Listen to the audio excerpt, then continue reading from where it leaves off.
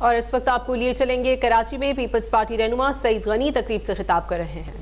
گھنٹے کی load shedding ہے، اس کے باوجود اس علاقے میں پانی لوگوں کو ملا۔ ایسے ایسے گھروں میں پانی گیا جہاں 25 سال سے پانی نہیں گیا تھا، جہاں لوگ نا امید ہو گئے تھے کہ ہماری گرمیوں میں پانی بھی آ سکتا ہے، ان گھروں میں پانی جا رہا ہے۔ اعظم بستی میں یہ نالا پار وہ کہتے ہیں علاقے کو اعظم ٹاؤن، اس طرف چلے جائیں وہاں کسی گلی میں پانی نہیں آتا تھا، 10-15 سال کے بعد ان گلیوں میں لوگوں کو پانی ملنا شروع ہوا ہے۔ یہ اللہ کا شکر ہے کہ ہوا۔ ایک اور لائن جو منظور کالونی کی پمپنگ اسٹیشن کو آ چکی ہے، تقریباً 95% کام ہو گیا ہے۔ جماعت اسلامی نے سندھ ہائی کورٹ سے اس لائن پہ اسٹے آرڈر لے کے اس کام کو رکوا دیا۔ اگر وہ اسٹے آرڈر نہ ہوتا تو کشمیر کالونی میں، منظور کالونی میں، ڈیفنس ویو میں، جو ٹاؤن میں جہاں پانی کی کرائسس ہیں وہ بھی ہم حل کر لیتے ہیں، اور انشاءاللہ تعالیٰ یہ اسٹے زیادہ چلنا نہیں ہے۔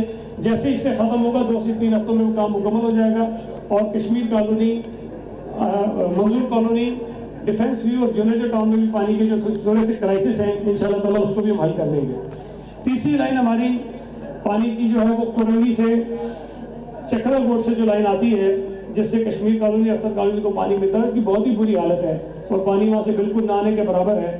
اس لائن کو تبدیلی کا ہمارا منصوبہ تھا، وہ اسکیم واٹر بورڈ نے غلط بنا دی تھی، اس کو دوبارہ سے نے کینسل کروایا، دوبارہ اسکیم بنوائی، اس میں تاخیر ہوئی، وہ کام ابھی شروع نہیں ہوا، اور انشاءاللہ تعالیٰ وہ کام جیسے شروع ہوگا اس کو 5-6 مہینے کے اندر اندر اس کام کو مکمل کر لیں گے۔ تو 3 پانی کے منصوبے کیے، ایک مکمل ہو گیا، ایک 95% مکمل ہے، اور تیسرے میں بھی کام شروع ہونا ہے، وہ ہم نے کیا۔ اس کے علاوہ انفراسٹرکچر کی میں بات کروں تو جن علاقوں میں سیوریج اور پانی کا کام ابھی رہتا ہے وہاں کی گلیاں اور سڑکیں آپ کو ملے گی ٹوٹی ہوئی، میں مانتا ہوں کہ ملے گی، لیکن جن علاقوں میں ہم نے سیوریج اور پانی کی لائنیں ٹھیک کر دی ہیں اس علاقے میں آپ جائیں گے آپ کو گلیاں اور سڑکیں بھی بنی ہوئی ملے گی۔ منظور کالونی کی بیشتر سڑکیں اور گلیاں ہم نے بنا دی ہیں، محمود آباد کی بیشتر گلیاں اور سڑکیں ہم نے بنا دی ہیں اب، اور یہ اپنا اعظم بستی میں بھی جہاں پر کام نہیں تھا وہ گلیاں ہم نے بنا دی ہیں، اختر کالونی میں بھی جہاں پر کام نہیں ہے وہاں ہم نے گلیاں بنا دی ہیں۔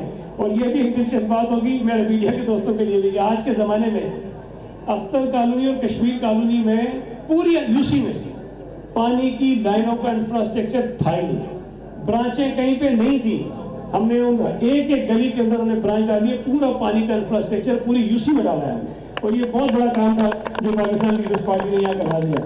ہم نے ایک فٹ بال اسٹیڈیم بنایا ہے انٹرنیشنل اسٹینڈرڈ کا جو ٹاؤن اور منظور کالونی کے درمیان بن رہا ہے، اس کے ساتھ ایک بہت بڑا پارک بنا رہے ہیں، وہ بھی بہت زبردست معیار کا پارک ہے، مکمل ہونے کے قریب ہے۔ لڑکوں کا کالج ہم نے یہ شروع کروایا ہے، اس پہ کام ہو رہا ہے۔ یہ ایک بڑا مشہور بڑا ایشو بنا تھا شہر میں، جب یہ نالے بن رہے تھے تو نالے کے ساتھ رہنے والے گھر ٹوٹ رہے تھے۔ یہ محمود آباد نالا جس پر سینکڑوں لوگوں کے گھر ٹوٹ رہے تھے، اللہ کا شکر ہے ہم نے کوشش کی اور اس نالے پر کسی ایک گھر کو بھی مکمل طور پر نہیں ٹوٹنے دیا۔ جو گھر ٹوٹے ہیں وہ چند فٹ ٹوٹے ہوں گے لیکن پورا گھر کسی کا نہیں ٹوٹا، اللہ کا شکر ہے کہ لوگ اپنے اپنے گھروں میں رہ رہے ہیں۔ یہاں ہاسپٹل اعظم بستی میں ایک تھا، کھنڈر تھا، مرد صاحب یہ کریڈٹ لیتے کہ میں نے بنایا تھا، بھائی تم نے تو کھنڈر بنایا تھا، آپ مجھے بتاؤ کہ جو بنایا تھا وہ شروع کب ہوا تھا، وہ چلا کب تھا، کتنے مریضوں کا علاج ہوا تھا؟ وہ کھنڈر تھا، چرسیوں موالیوں کی آماجگاہ بنی ہوئی تھی، وہ اس ہاسپٹل کو مکمل کرایا، ابنڈنٹ اسکیم تھی اس کو نکالا، اس میں سے مکمل کرایا، اس ہاسپٹل کو بہترین ہاسپٹل بنا رہے ہیں، ابھی بھی اس پہ کام ہو رہا ہے، بہت سارا کام ہو گیا، تھوڑا بہت کام رہتا ہے۔ ایک ٹیکنیکل کالج ہے، اس کا بھی کریڈٹ لیتا ہے کہ میں نے بنایا تھا، آپ جا کر دیکھتے اس ٹیکنیکل کالج کی حالت کیا تھی، اس سے پوچھیں کتنے دن وہ چلا تھا، وہ ایک دن بھی نہیں چلا، کھنڈر تھا، نہ کھڑکیاں تھیں، نہ دروازے تھے، نہ فرش تھا، چرسی اور مواری ہر چیز لے کے چلے گئے تھے، وہ ایک بھوت بنگلہ بنا ہوا تھا۔ اس پورے ٹیکنیکل کالج کو ریسٹور کرایا، ریہیبلیٹیٹ کرایا، اور آج میں دعویٰ کرتا ہوں کہ پورے کراچی میں اس سے بہترین ٹیکنیکل کالج نہیں ہوگا جو زیب ٹیک کے حوالے میں کیا، اور اس علاقے کے بچے اور بچیاں وہاں سے ہنر حاصل کر رہے ہیں اور وہ کالج چل رہا ہے۔ یہاں اور بھی بہت سارے ایشوز ہیں، انشاءاللہ تعالیٰ حل کریں گے، اور جیسے ربیع بھائی نے بھی کہا، سب دوست کہہ رہے ہیں کہ جو مسائل کو حل کرنے کا سلسلہ ہم نے شروع کیا ہے اس کو ہم آگے بڑھائیں گے۔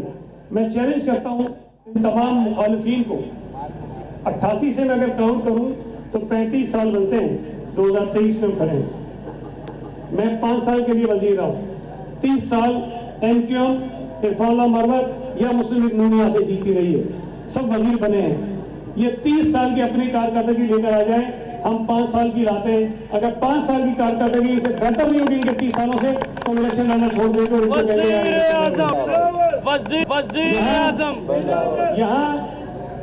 یہاں جو سب سے بڑی تبدیلی آئی ہے आप सब इलाके लोग हैं।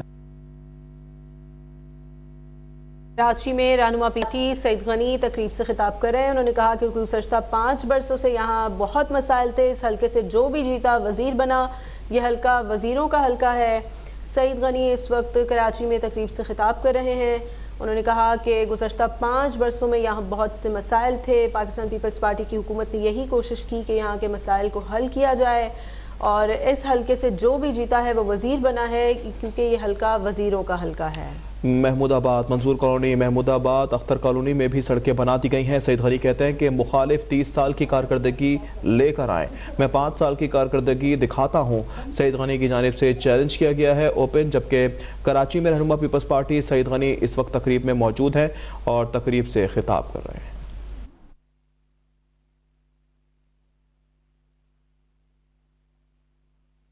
उसकी उम्र है, उसकी बातें सुनो, उसकी तकरीरें सुनो, आपको लगेगा नहीं कि कोई सेटल आदमी बात कर रहा है।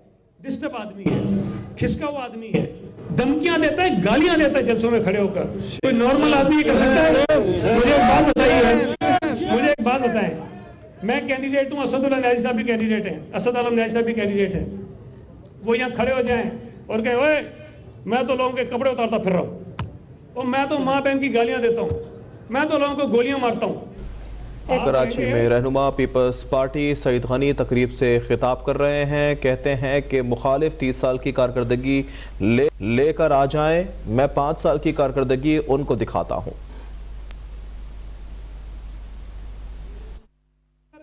ये शरीफों का इलाका है, ये गरीबों का इलाका है, यहाँ लोग इज्जत के साथ रहना चाहते हैं, यहाँ लोग अपनी इज्जत करवाना चाहते हैं और इज्जत लोगों की करना चाहते हैं।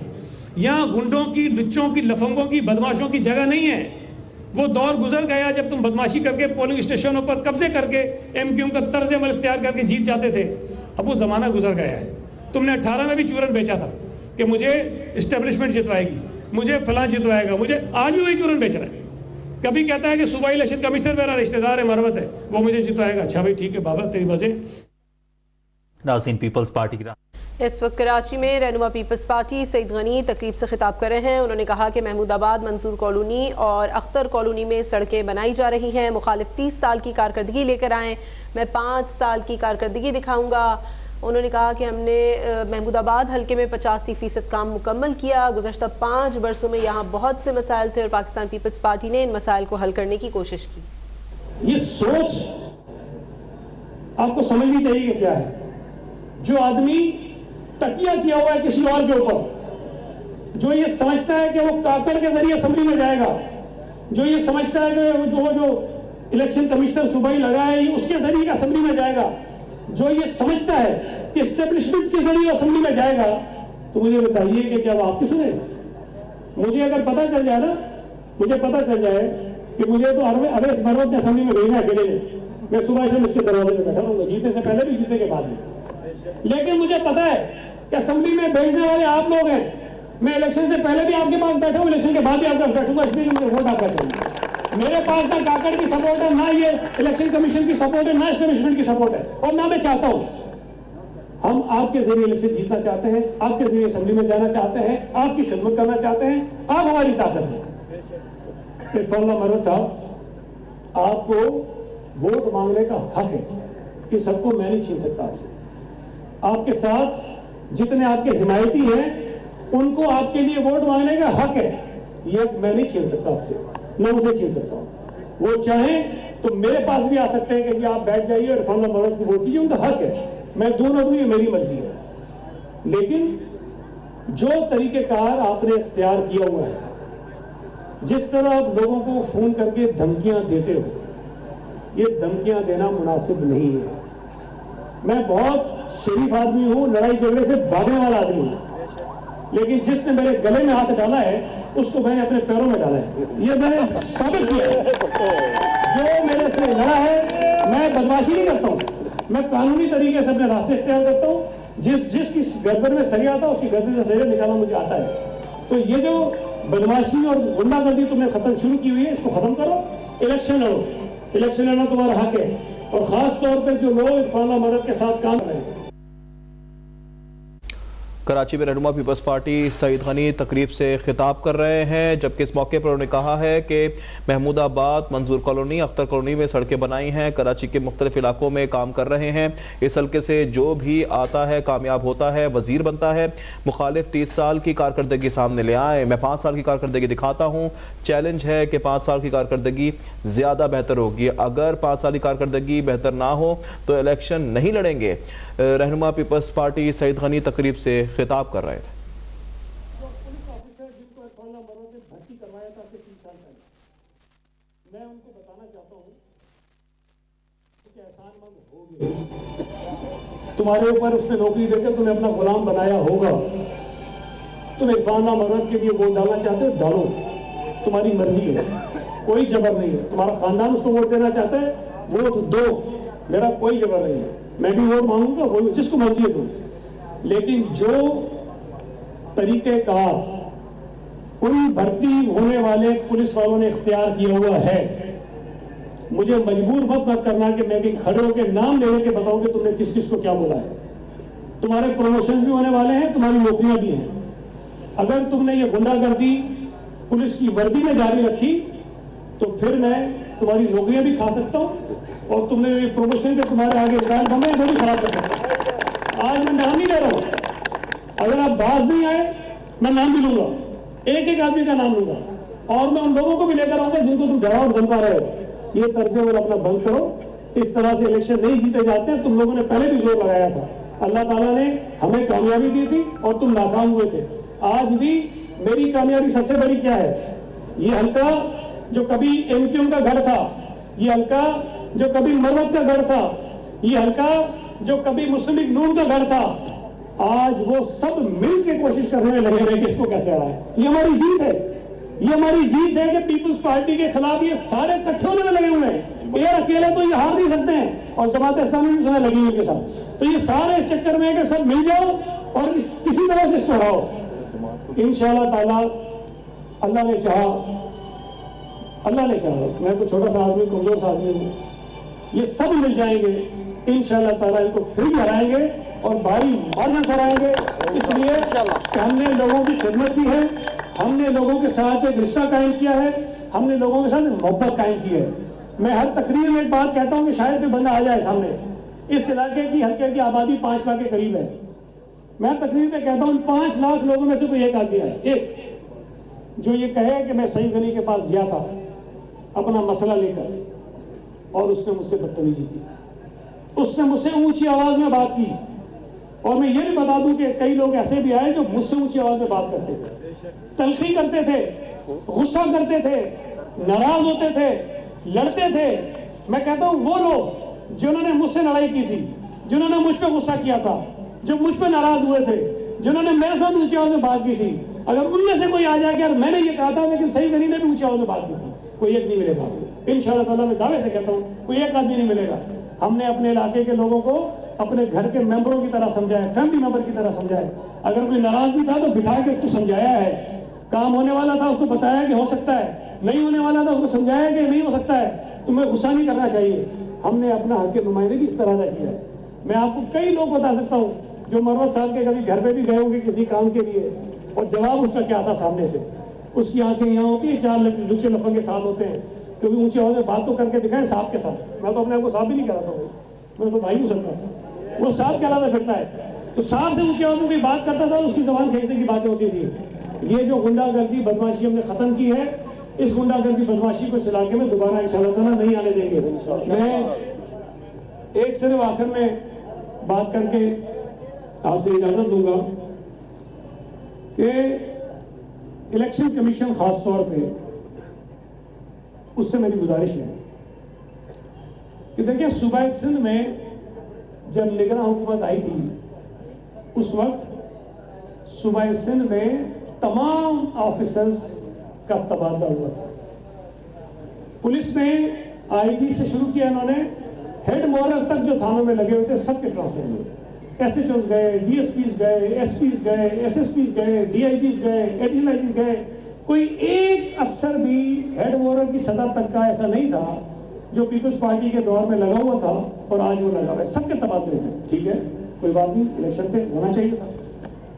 پھر اس کے بعد یہاں پر صوبائی الیکشن کمشنر کا تبادلہ ہوا پیپلز پارٹی کے جو مخالف جماعتیں ان کی فرمائش پر. سچی بات بتاؤں وہ کسی کے کام کا نہیں تھا جس کو ہٹایا انہوں نے. ہم تو پوچھتے رہے کہ جگہ ان سے جو مطالبہ کر رہے ہیں ہٹانے کا ان سے پوچھو کہ اس نے کیا کیا ہے. حلقہ بندی میں اس کا کوئی کردار نہیں تھا, باقی کام وہ کوئی کر نہیں سکتا. لیکن بہرحال دباؤ ڈالا الیکشن کمیشن پہ اور الیکشن کمیشن نے صوبائی الیکشن کمیشن کو تبدیل کر دیا, کسی اور پر لگا دیا. چلے ہم اس پہ بھی چپ ہیں, ہمیں کیا فرق پڑتا ہے, لگا دیں آپ. اس کے بعد ایجوکیشن ڈپارٹمنٹ میں بہت سارے تبادلے ہو گئے جو ڈسٹرکٹ ایجوکیشن آفیسرز تھے ان کے. پیپلز پارٹی نے شکایت کی الیکشن کمیشن میں کہ بھائی یہ کیا ہو رہا ہے, ایک دفعہ جب سارے ہو گئے دوبارہ کیوں ہو رہے ہیں, اور یہ ہمارے مخالفوں کی فرمائش پہ ہو رہے ہیں. انہوں نے سارے تو نہیں کینسل کیے لیکن جو اس میں سے آروز لگے تھے ان کے آرڈر کینسل کر دیے. چلو آپ کی مرضی تھی. پھر اس کے بعد صوبہ سندھ کے 8 SSPs کے تبادلے ہوئے پیپلز پارٹی کے مخالفین کی فرمائش پر. ہم نے شکایت کی الیکشن کمیشن میں, انہوں نے کہا جی ہم نہیں ہونے دیں گے, یہ غلط ہے, ہم نہیں ہونے دیں گے, ہم نے روک دی. 2-4 دن پہلے وہ بھی ہو گئے. سوال یہ پیدا ہوتا ہے کہ جب کیئر ٹیکر حکومت ہوتی ہے یا جب الیکشن کے ماحول ہوتا ہے تو تمام جماعتوں کو یکساں ماحول ملنا چاہیے. ہم یہ بالکل نہیں کہہ رہے کہ ہماری مرضی کے افسر لگاؤ, ہم یہ نہیں کہہ رہے کہ ہماری مرضی کا صوبہ الیکشن کمیشن لگاؤ, ہم نہیں کہہ رہے کہ ہماری مرضی کے پولیس میں لوگ لگاؤ. جو تم نے لگا دیے, ہم آدھی اس قسم کے ماحول میں الیکشن لڑ دیں گے, ہم لڑ جائیں گے, کوئی مسئلہ نہیں. لیکن جو دباؤ ڈال کے ناجائز طریقے کے فیصلے ہمارے مخالفین کی فرمائشوں پر کیے جا رہے ہیں, اس سے الیکشن کمیشن اپنے آپ کو متنازع بنا رہا ہے. یہ اس طرح سے نہیں ہونا چاہیے. میں یہ سمجھتا ہوں کہ انتخابات میں تمام جماعتوں کو بشمول PTI کی, سوائے ان لوگوں کے جنہوں نے 9 مئی کے واقعات میں جن کا رول ہے, جنہوں نے GHQ پر حملہ کیا, جنہوں نے کورٹ کمانڈر کے گھر پہ حملہ کیا, جنہوں نے ہمارے شہداء کے یادگاروں کی بے حرمتی کی یا اور کوئی غیر قانونی کام کیا, ان کے خلاف قانون کے مطابق کارروائی ہونی چاہیے.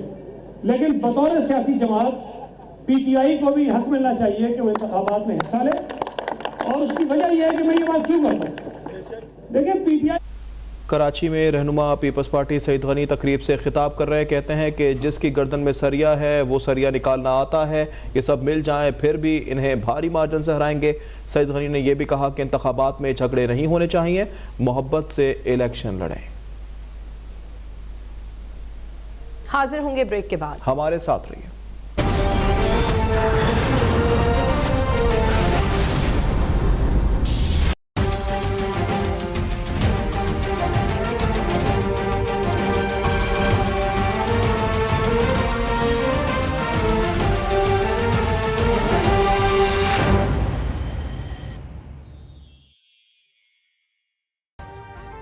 ابھی سبسکرائب کریں تاکہ کوئی خبر رہ نہ جائے.